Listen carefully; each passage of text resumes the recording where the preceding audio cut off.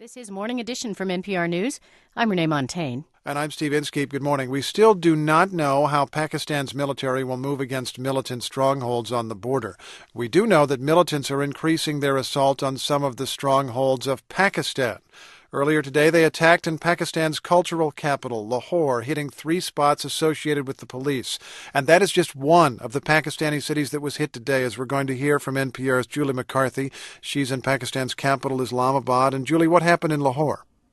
Well, in Lahore today, there was a remarkable set of well-orchestrated attacks, 3 simultaneous assaults on various law enforcement agencies. Arguably, the boldest was the militants climbing a wall to attack the Elite Force Command Training Center. Officials say that 5 of the militants, who were dressed in police uniforms, stormed their way onto the compound of this command center.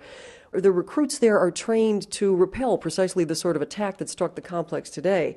And the major general whose troops neutralized this siege said that snipers, acting quickly, killed 2 of the militants while the other 3 blew themselves up. Then the Federal Investigative Agency was attacked. The FIA officials have been killed in that assault, along with 4 militants. It was the second assault on that building on that agency in 18 months. And finally, a third attack in Lahore had 4 extremists attempting to lay siege to a police academy. 4 were killed, but not before blowing up 6 policemen. Boy, when you hear about an attack on this elite force command academy where people are being trained to go after militants like this, you have them not only striking directly at people they perceive as their enemies, but also, it seems, attacking the credibility of the Pakistani authorities. They can't even protect their own, is the message here, I guess. Well, the country seems to feel very vulnerable. And analysts are saying that's exactly how the militants want the country to feel. Throw it into panic, undermine the confidence in the government, forestall this planned offensive against them that you mentioned in South Waziristan. And there's a great deal of discussion today about how the nation needs to mobilize. And there are calls to rethink the entire security strategy that's been kind of shaken almost daily here.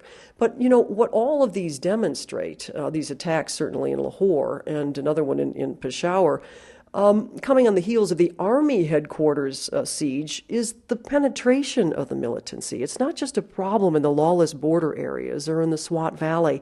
It appears to be a bigger and much deeper problem than that. Now, let's talk about some of those other attacks. There was a suicide bombing in Kohat, Pakistan today, and you mentioned something in Peshawar. What happened there? Just a short time ago, there was a large explosion that shook the city. Television images from Peshawar showed the charred remains of a car parked in an alley that's believed to have carried a bomb that's demolished a 3-story building. Now, the police chief said it was a remote-controlled device.